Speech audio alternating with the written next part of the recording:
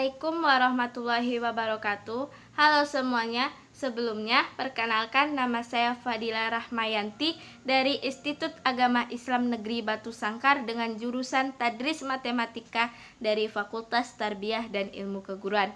Baiklah, di sini saya akan melakukan percobaan tentang larutan elektrolit dan non-elektrolit. Sebelum itu, saya akan membahas apa sih larutan itu. Larutan adalah campuran homogen antara dua zat atau lebih, di mana secara fisiknya zat tersebut tidak dapat dipisahkan atau dibagi kembali. Larutan terbagi dua komponen, yang pertama zat telarut dan yang kedua adalah pelarut. Zat telarut adalah komponen yang jumlahnya lebih sedikit, sedangkan pelarut adalah komponen yang jumlahnya lebih banyak. Dari pengertian larutan terbagi atas dua macam. Yang pertama, larutan elektrolit, yang kedua larutan non-elektrolit. Baiklah, di sini saya akan membahas tentang larutan elektrolit terlebih dahulu. Larutan elektrolit adalah larutan yang dapat menghantarkan listrik, di mana larutan tersebut memiliki ion positif dan ion negatif. Ion positif disebut dengan kation, ion negatif disebut dengan anion. Dari jumlah ion positif dan ion negatif yang sama, itu dapat menghasilkan atau menghantarkan arus listrik.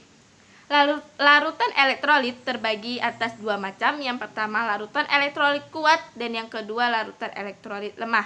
Larutan elektrolit kuat adalah larutan elektrolit yang molekulnya dapat terionisasi secara sempurna.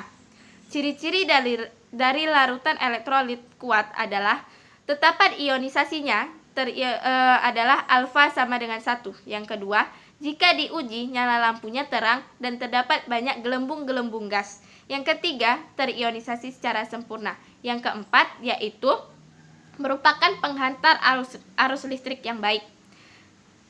Sedangkan larutan elektrolit lemah adalah larutan elektrolit yang molekulnya tidak terionisasi atau tidak terionisasi secara sempurna, sehingga larutan tersebut menghasilkan ion-ion yang lebih sedikit sehingga tidak dapat menghantarkan arus listrik secara baik.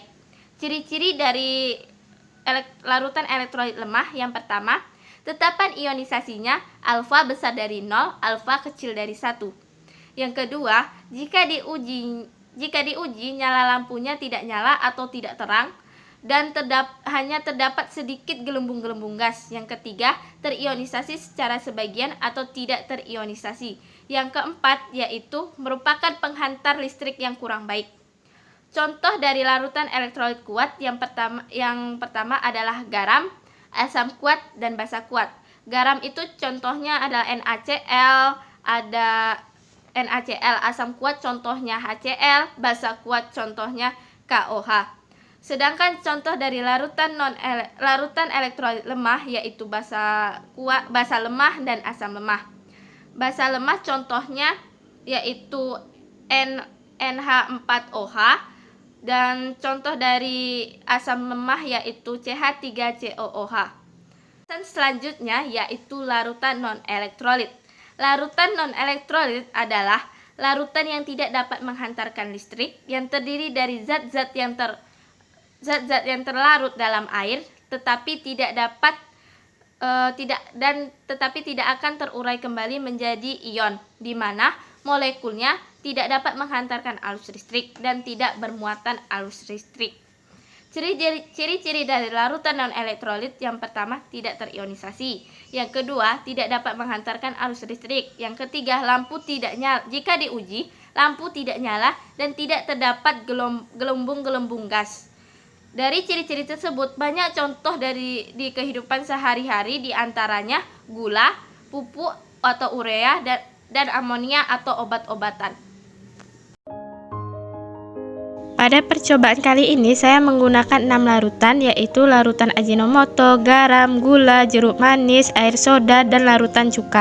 Percobaan pertama, dengan memasukkan tester ke dalam larutan garam dan menghasilkan nyala lampu yang terang dan gelembung-gelembung gas yang banyak.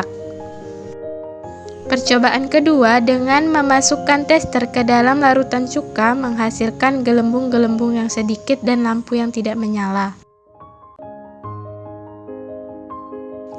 Percobaan ketiga dengan memasukkan tester ke larutan soda menghasilkan gelembung-gelembung yang sedikit dan lampu yang tidak menyala.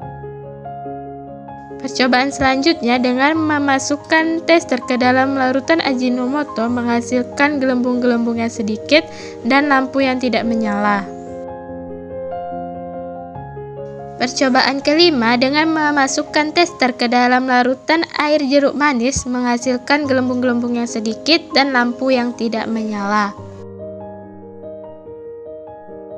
Percobaan terakhir dengan memasukkan tester ke dalam larutan gula, lampu tidak menyala dan tidak terdapat gelembung-gelembung gas.